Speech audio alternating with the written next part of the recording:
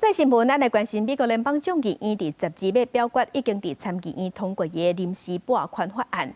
众议院的国会议员拢赶紧赶回去华府，希望这件代志会当圆满收煞，希望来结束美国史上上长政府关门的这件汉古代。美国总统川普伫咧维吉尼亚州阿灵顿国家公墓举行的天国军人节纪念仪式，对众议院议长强生加参议共和党领袖涂恩致意。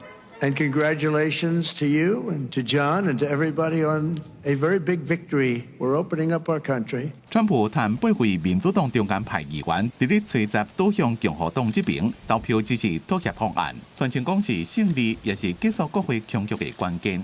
I am very, very happy to be able to say that we are coming to the end. 众议院议长强生吹站伫咧参议通过结束政府规模法案了，通知已经休会53天的众议院议员赶紧返来华府，因为政府规模造成要加1200航班取消。阿肯色州的众议员克劳福甲密西西比州的众议员凯利会做伙坐车去国会。威斯康星州的众议员范欧登讲，伊会骑16点钟的奥多拜赶去华府。